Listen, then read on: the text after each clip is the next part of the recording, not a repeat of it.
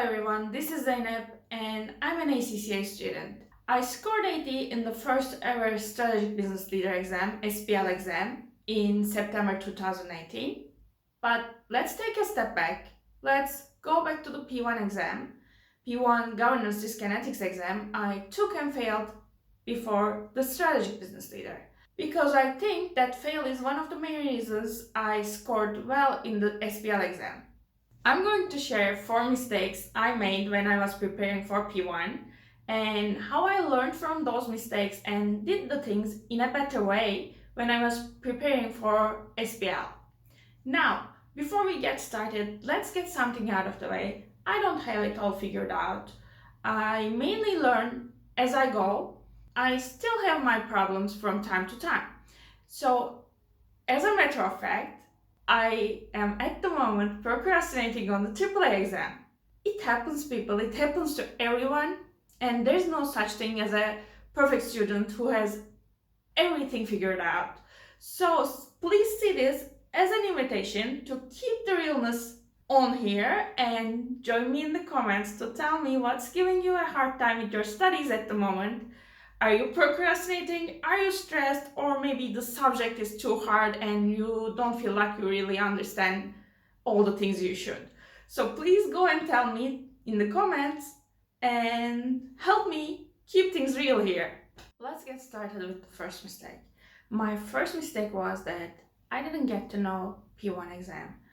I was basically walking into a fog and didn't know what was ahead. I lacked clarity completely and got confused and overwhelmed. Now, the thing with the professional papers is that unless you clearly know what's expected from you in the exam and what's expecting you in the exam paper, it's very hard to study effectively for those exams. For Strategic Business Leader exam, I actively studied the exam structure, question format, marking scheme, and what a good SPL answer was. Now, for the exam structure and the question format, I mainly used the specimen papers because they were the only resource that was available at that point because I was taking the first ever exam, remember? But I would also use the past papers and December 2018 exam debrief at this point if I was doing it all over again. And another thing I did is that I tried to understand the examiner's expectations, and mainly, as you can guess, I used examiner reports for that.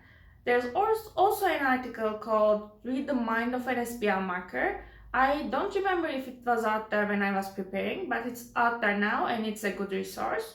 After I got that clear view of what a good answer was, I started to work on it during my question practice. So, according to my understanding, according to me, a good SPL answer is an answer that's written in clear, concise, and short sentences.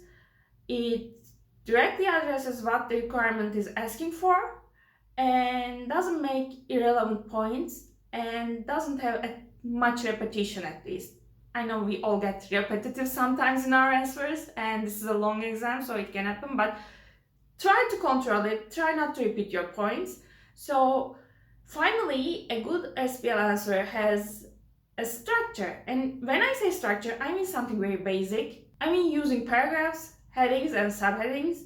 I also mean that you should have an introduction and a conclusion to your answers. Second mistake. I relied too heavily on reading as the main learning method for P1, and I didn't start question practice until it was too late.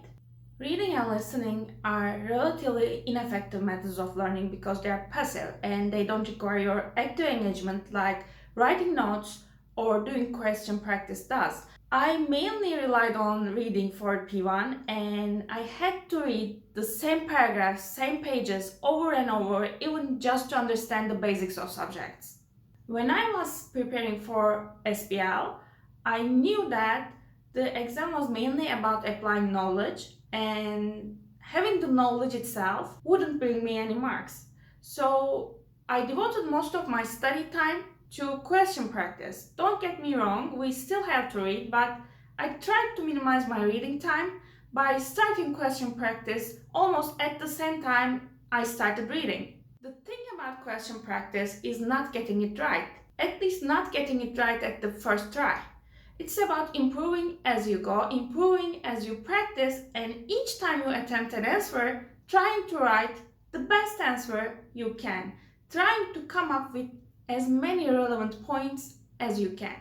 Now, I know some people say that go read the book answer first, go check the answers from the book before you start writing your answer and then attempt the question. But I'll be honest here, I'm not a fan of that approach.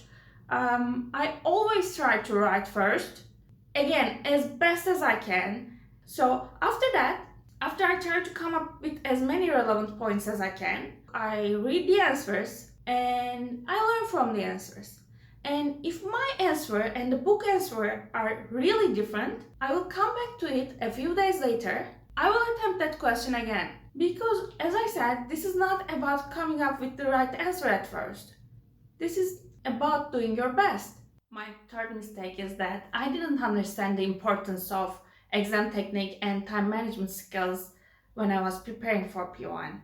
And because of this, I couldn't finish the P1 exam on time.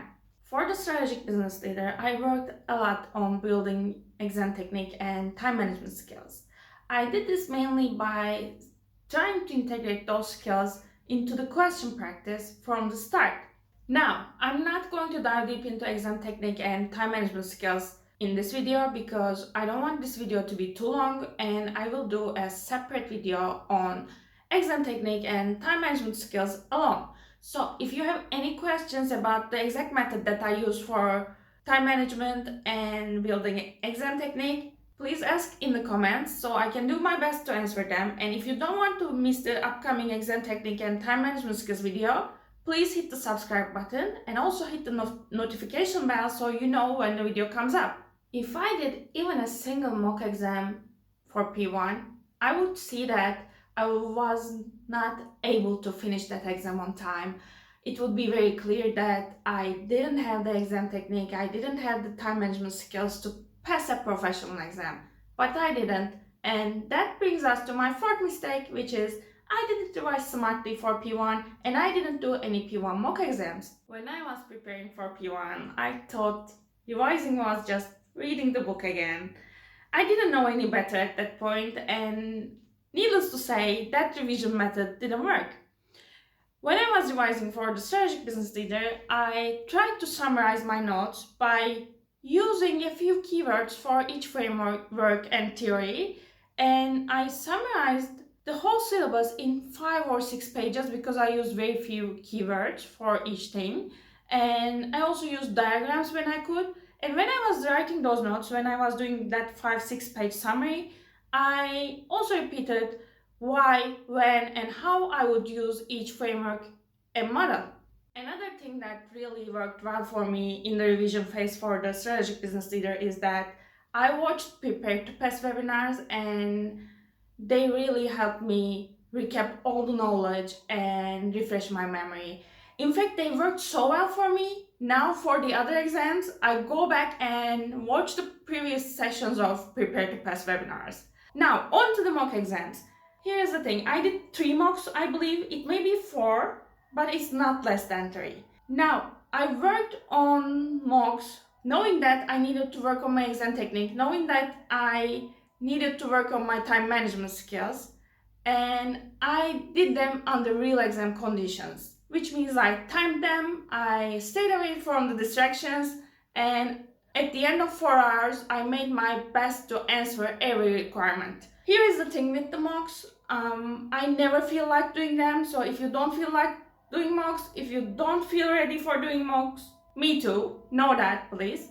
But also, I know that making mistakes in the mock exams and taking care of those problems before attempting the real exam is much better than making those mistakes in the real exam.